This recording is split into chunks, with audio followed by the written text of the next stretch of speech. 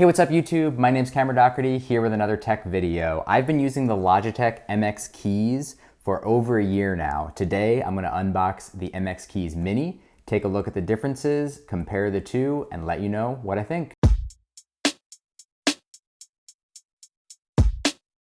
So the MX Keys Mini is a very similar keyboard to the regular Logitech MX Keys. They both go for $99. They have the same core setup, similar keys, similar design. They have a lot of different similarities.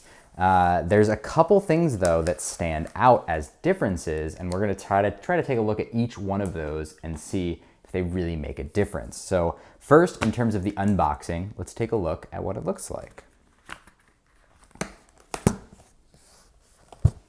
So we have a nice setup here with some basic instructions on the top, good cardboard materials. You see the keyboard placed on top here.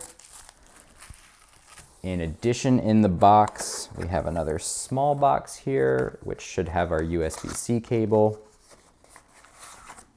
So we've got some basic instructions, don't need those, and we have the same exact USB-C to USB-A cable that comes with the regular Logitech MX Keys. So good on them for using USB Type-C. It's just a basic cable, nothing to write home about. It does come with a nice Velcro strap in case you need to use it for travel or in case you want to just cable manage a little bit. So that is one thing that I always appreciate. Otherwise, pretty basic packaging. Nice good quality cardboard. It's kind of gift wrapped, which is interesting. You've got paper here that feels like it belongs in a present. So create the ultimate setup. We got just a general advertisement for Logitech products in general. Take the rest of that paper off, and here we go. The Logitech MX Keys Mini. Already it is noticeably lighter than its larger counterpart. And it's a little bit smaller than I even expected. It is, it feels like a tiny keyboard. This is very nice and small. The color is not as nice as I expected, honestly. The contrast between the white keys and the silver background, I don't know, there's just something off about it. There's not enough of a difference that you're just it kind of just mushes together.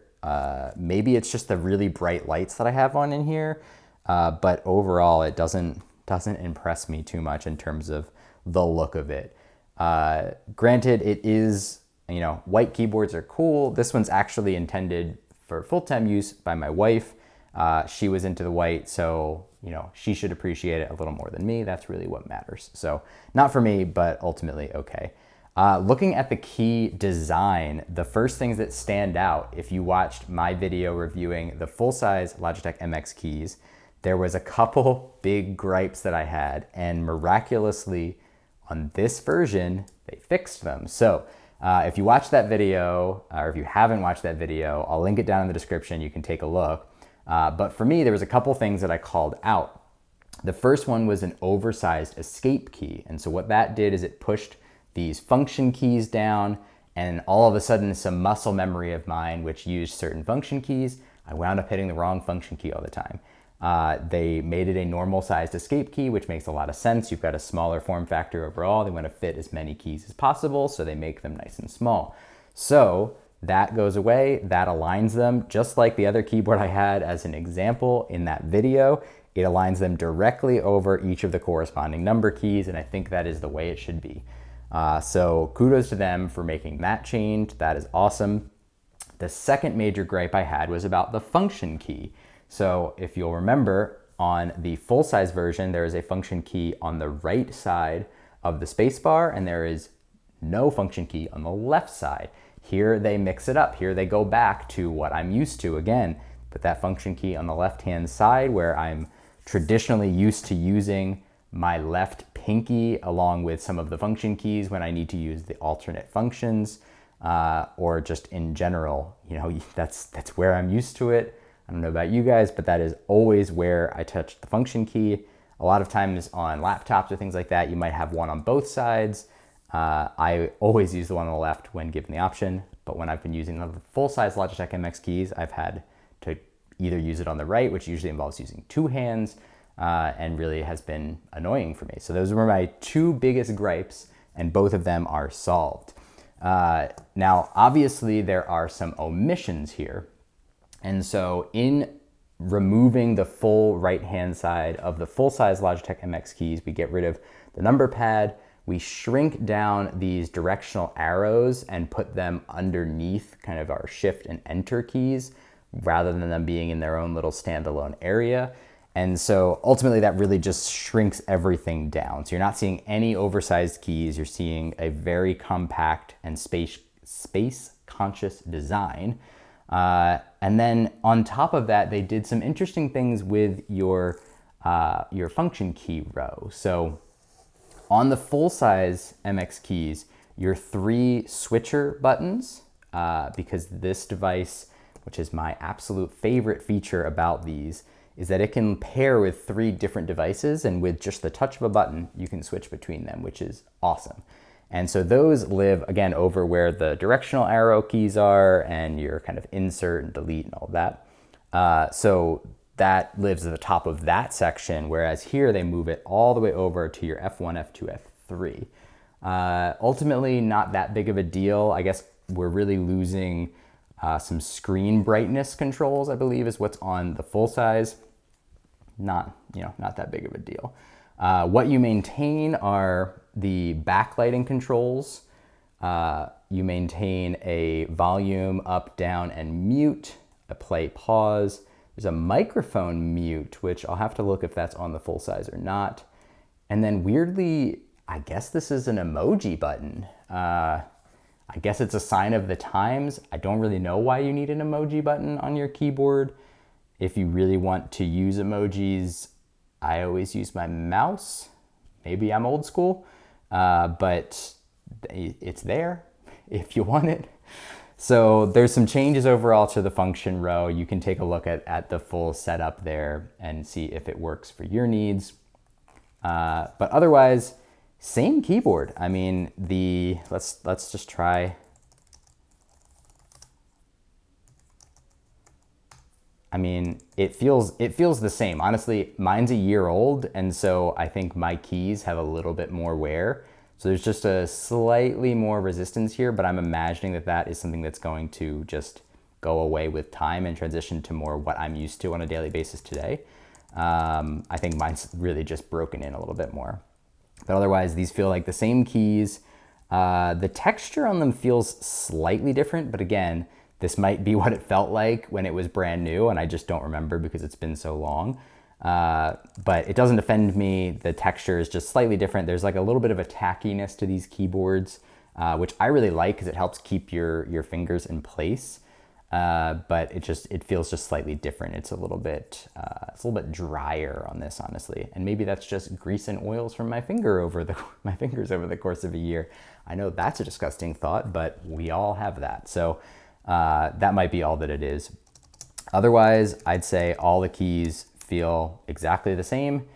And yeah, still the same fantastic keyboard you get on the full-size one. I do think it's very interesting that this is the same price. So it's $99. It is a premium keyboard. If you're not looking to spend a ton of money, I would definitely look elsewhere. But if you're looking for a high quality productivity keyboard, this one is a great option.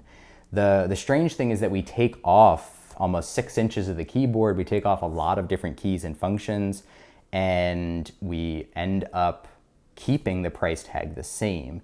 And so it might just be that they are trying to keep them as level. One's not lesser than, they're the same product.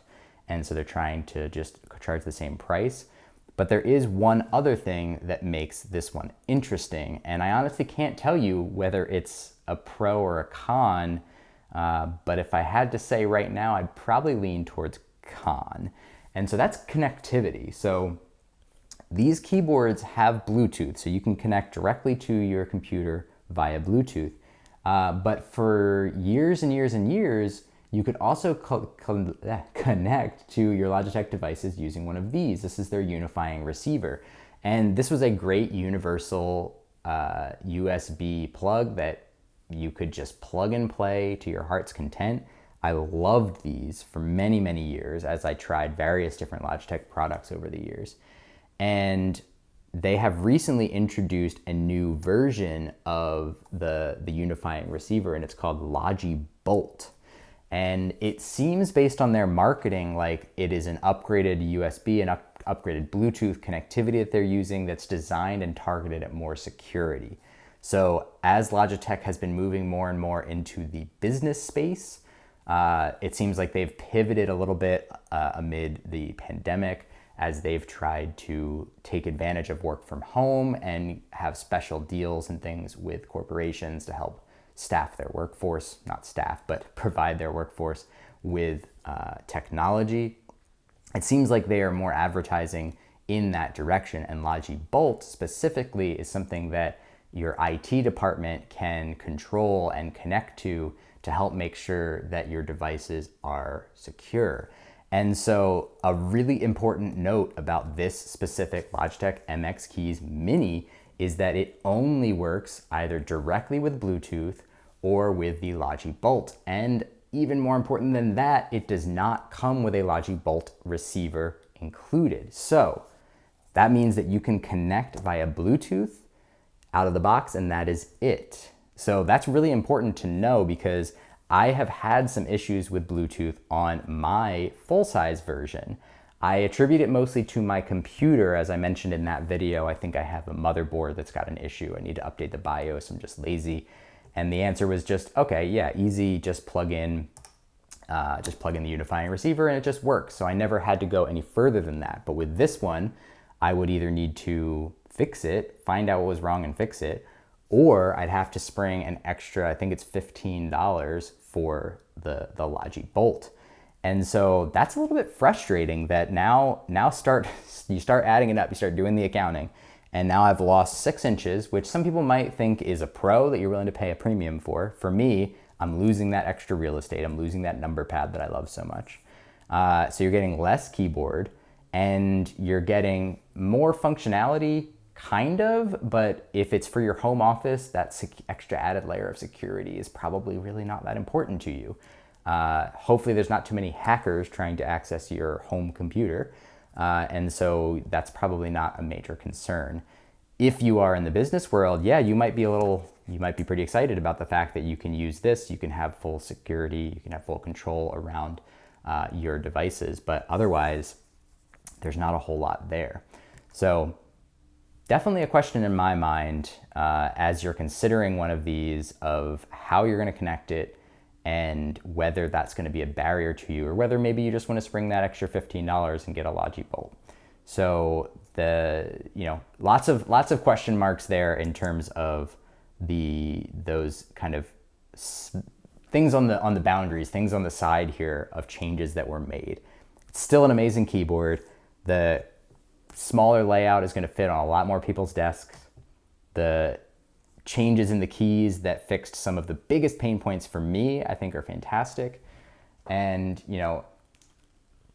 really just saving a lot of space. So side by side, it's basically the same form factor minus all the stuff to the right. And so you can really see these two, if we put them up together, kind of got it lined up on the side.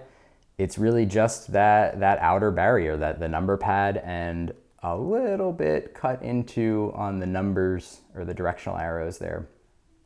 But really it's just the same smaller form factor. So let me know what you guys think. Are you gonna pick up one of these? How do you think these compare? Does it make sense to you that they would both be $99? Because I'm still a little perplexed. But maybe you hate number pads and you'd be willing to pay extra to get rid of it. So let me know what you guys think down below in the comments. I'd love to hear from you. And remember, as always, if you enjoyed what you see, the likes are always free and the subs don't cost anything either. Thank you guys so much for watching. I'll see you in the next one.